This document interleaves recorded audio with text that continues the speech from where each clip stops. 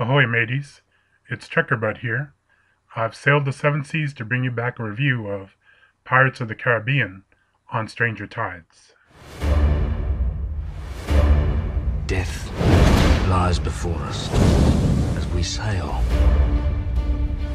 to the Fountain of Youth.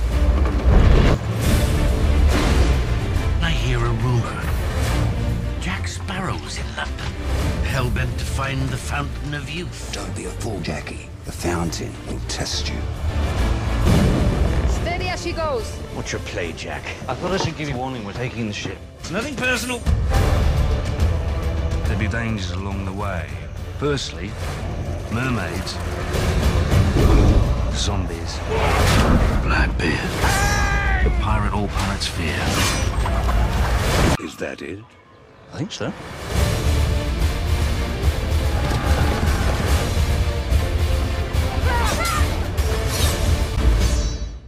Hey guys, I'm going to try to do this as an audio-only recording because I don't have a whole lot of time and the animation takes a while. So I've been to see Pirates of the Caribbean, or Caribbean, whichever you want to call it, and it was good. Definitely a good, solid, fun movie.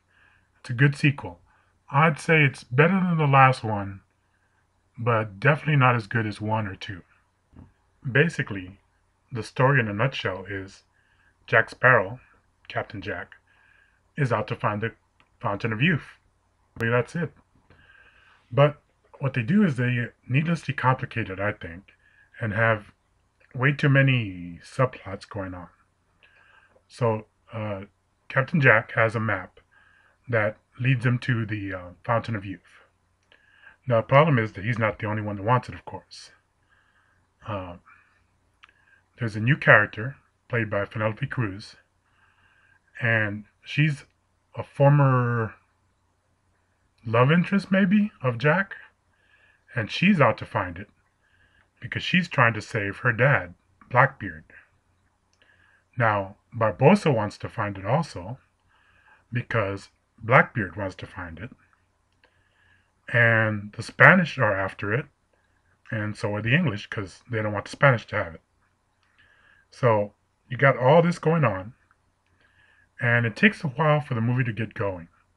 That's one of the major problems, I think. I mean, you've got this super simple story, get to the Fountain of Youth, and there's all this buildup, all this background of the introducing new characters, explaining what they've been doing between movies, and it really bogs down the movie. I'll give you an example. There's 2 new characters. A guy, a missionary, who Blackbeard has captured, and he really comes out of nowhere. And he has a romance with a mermaid, but it's needless. I mean, I guess they added him to add some romance to the movie, and maybe some sex appeal. The mermaid, you know, the actress that plays her, I don't know her name, is very beautiful, and he's good looking, but it's really just an added element they didn't need. There's other stuff. There's revenge. There's getting the Black Pearl back. I don't know. A lot of other subplots that they didn't need. But I'm starting to get too negative. I like this movie. So let's move on. The acting is overall very good. Johnny Depp, you don't think of him as Johnny Depp. He's Captain Jack, definitely. He gets right back into the role, and he's just as good and funny as ever.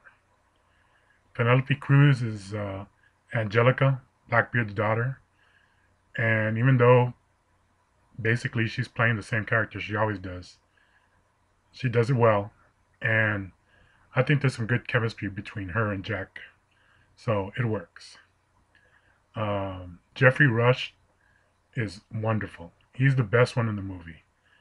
Is Captain Barbossa. I mean, when you learn what he's out for, you believe it. So he does a great job. The new guy, Ian McShane, as Blackbeard. He is okay.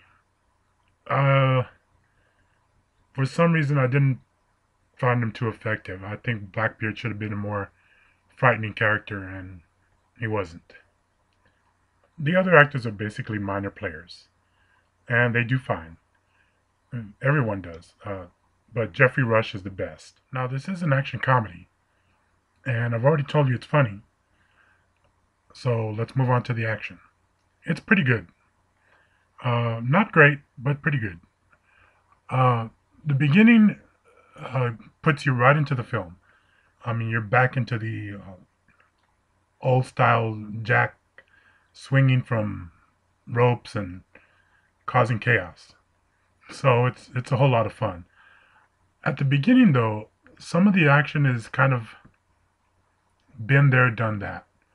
Um, it's not very inspired, let me say that. But it improves as the movie goes on.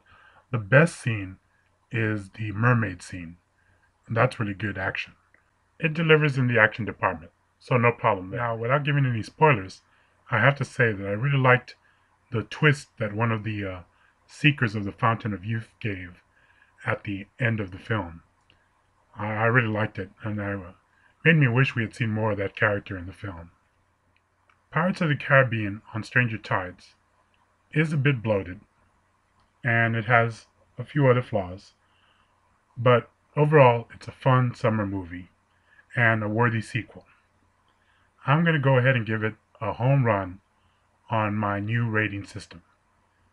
It's not perfect, but it's a great movie nonetheless, and I recommend you watch it. One more thing about Pirates of the Caribbean on Stranger Tides. Remember, it's not over till it's over, so stay till after the credits.